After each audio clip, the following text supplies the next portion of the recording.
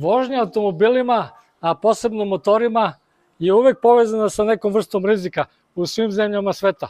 U Tajlandu, međutim, se taj rizik povećava mnogostruko, jer Tajland je jedna od najsmrtonosnijih zemalja u svetu kada je saobraćaj u pitanju.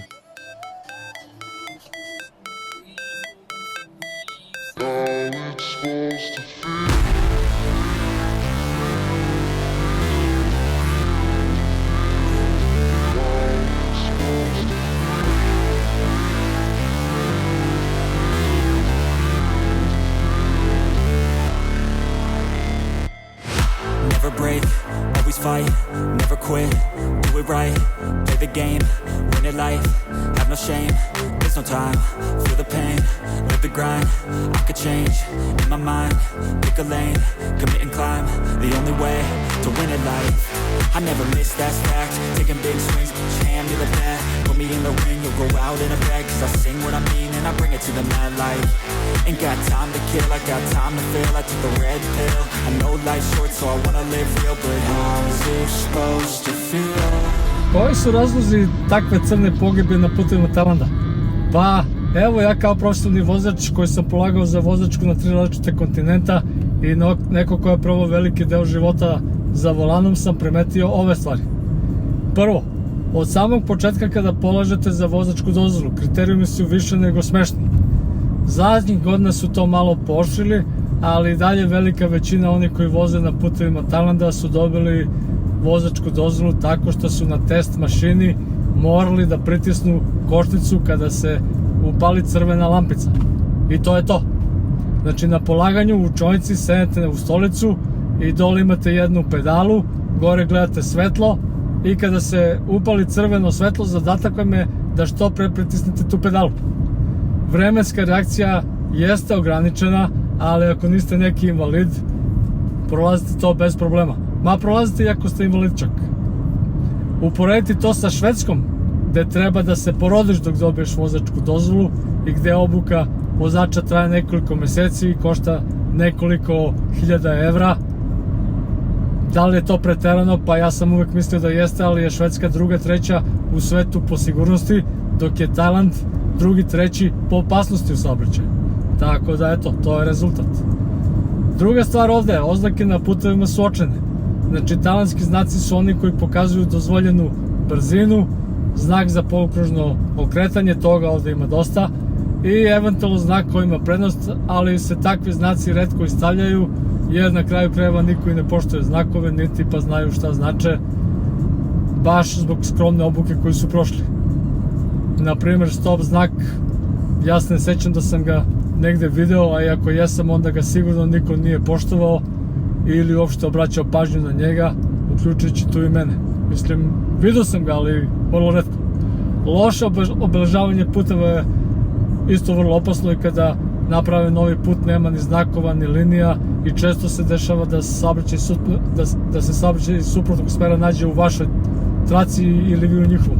U poređenju sa Amerikom, gde je obuka vozača isto dosta skromna, polaganje u Americi, to je kao za paju patka. Znači, mene koštalo tada početkom 90-ih $10 da dobijem vozačku dozvolu i teoretski deo se sastoji u tome da pogledaš jednu knjižicu u tanku, odgovoriš na pitanje koje su postavljena i to nije ništa bilo teško u odnosu na ono u Švedskoj. I dok se ovaj drugi deo vožnje sastoji u tome da izađem sa ovim instruktorom koji te gleda, koji je na polaganju, i izašao sam, seli smo u auto koji sam ja dovezao, moj auto znači, i seli smo u auto, pošli smo, odmah od škole 20 metara dalje je bio stop znak, znači ja sam pošao, stao normalno na stop znaku, pogledao levo desno, nikog nije bilo, nastavio sam i on mi je rekao, u redu je, vrati se, položi si. Koliko je trajalo da vam ovo ispričam, toliko je trajalo i moje polaganje za američku vozačku dozvolu, ali su većinom autoputevi gde god pođete i obeležavanje puteva je dosta besprekorno, što pravi razliku da je Amerika dosta bezbednija za vožnju od Tajlanda. Treća stvar su dosta blage kazne i uopšte tako reći nepostojeće kontrole. Mislim, policija jeste prisutna na putevima ovde, ali oni ne kontrolišu da li se neko vlada u saobraćaju, nego šta prevoziš. Obično policija kontroliše kamione i manje ove pick-up trakove i onda gledaju šta oni voze i postoje punktevi gde vas zaustavljaju i gledaju da li si sumnjiv da ne nosiš neku drogu ili neku kradenu robu i to je to. Četvrto, policija je prilično korumpirana i nije uopšte alergična na novčanice, ali ajde da ne duljimo tome. Peto, putevi su dosta očajni i u zadnje vreme se dosta promenila situacija oko toga, prave se novi putevi, ali pored toga u ovolikoj zemlji pravi autoput postoji samo oko Bangkoka i na deonici Bangkok-Pataja, što je nekih samo 150 km i malo severno od Bangkoka. Znači, nedostatak autoputeva znatno poveća opasnost i ovde su uglavnom regionalni putevi koji jesu sa po dve trake na obe strane, ali se prolazi kroz sela i gradova i seče se ulice i na njima ima baš svega i svačega.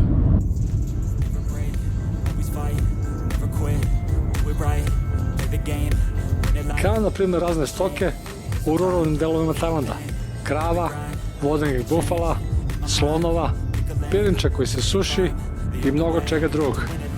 Po selima se noću vozi bez svetla, u alkoholistnom stanju, pogotovo na motorima.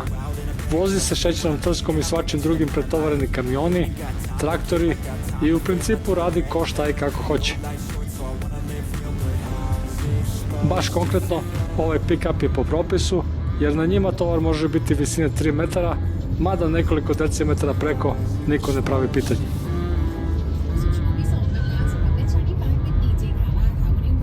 Ako je u selima problem to što mnogi voze, a da uopšte i nemaju dozvolu, u gradovima su problemi neke druge vrste. Gužve, zastoji, ali i tu se retko ko drži pravila. Uglavnom vlada zakon jačeg i bržeg, vozi se u zaustavnim trakama, preticanje sa svih strana, ograničenja se retko ko pridržava, tako da ovde više nego igde treba držati oči širom otvorene.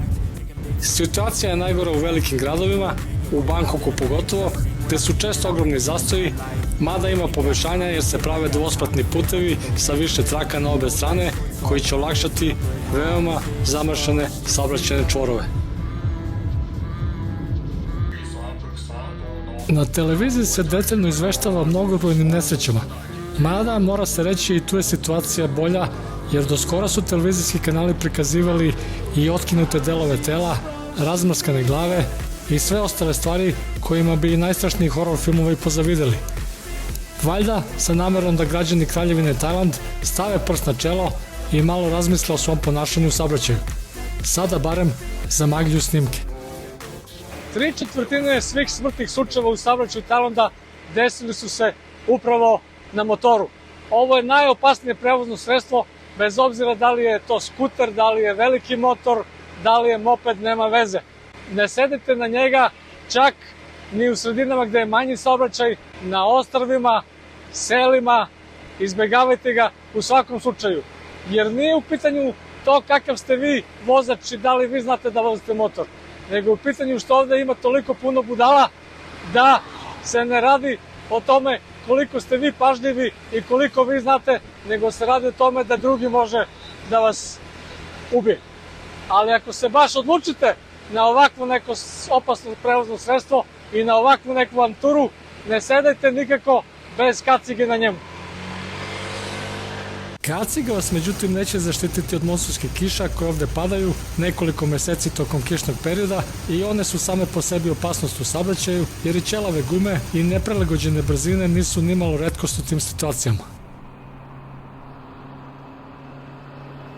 Bangkok je priča za sebe i poseban vlog ili čak nekoliko kada je saobraćaj u pitanju. Navigaciona kompanija TomTom rangira stalno Bangkok među najzakačenijim gradovima na svetu. Razlozi su mnogi, a jedan od glavnih je možda i nedostatak ulica.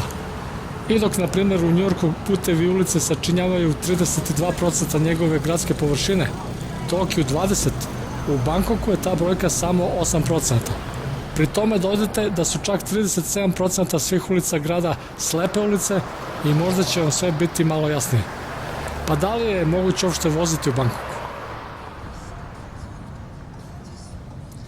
Bangkokčani kao i većina stanovnika glavnih gradova pate od kompleksa više vrednosti, tako da kad vide auto sa tablicama iz unutrašnjosti vole da se guraju, da te pretiču, da se muvaju, da ti ne daju da pređeš iz jedne strane, da se prešaltuješ i tako to je glavni problem. Osim ovih motorista što prolaze kao metci u Matrixu i sa leve i sa desne strane, od njih se mora paziti dobro, ali sve u svemu vožnja u Bangkoku nije tako naporna. Policajci regulišu saobraćaj često, tako da sve teče svojim tokom, osim kad je zakačenje.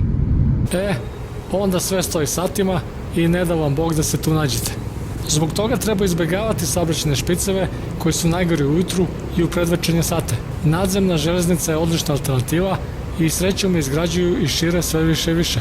I ja sam, ako baš ne moram, ne ulazim autom u Bangkok, recimo iz Pattaje, već se parkiram na aerodromu i onda se podzemnom i nadzemnom železnicom krećem gradom.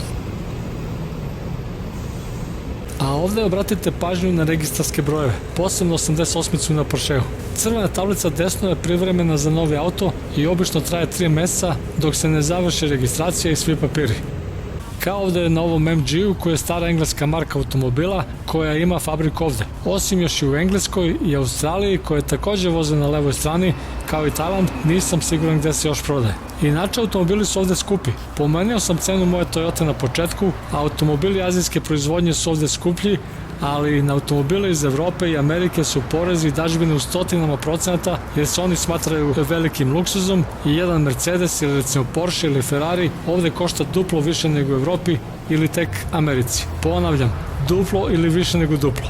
A ipak te marke automobila nisu uopšte neka retka pojava na putevima Tajlanda. Brojevi su ovdje veoma važni i imati pravi, odnosno sretni broj na tablici je također statusni simbol i često se vrše licitacije brojeva za registarske tablice na kojima pravi broj može da košta kao i sam auto.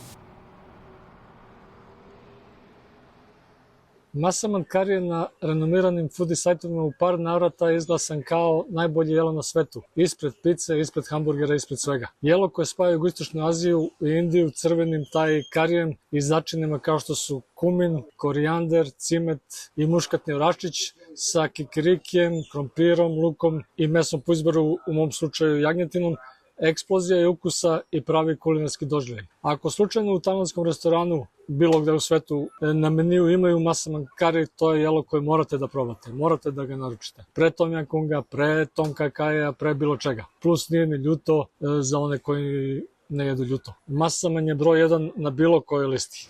Never break, always fight, never quit, do it right, play the game, win it life, have no shame, there's no time, feel the pain, live the grind, I could change, in my mind, pick a lane, commit and climb, the only way to win it life, I never miss, that's fact, taking big swings, each hand to the bat, put me in the ring, you'll go out in a bag, cause I sing what I mean and I bring it to the mad light, ain't got time to kill, I got time to feel, I took the red pill.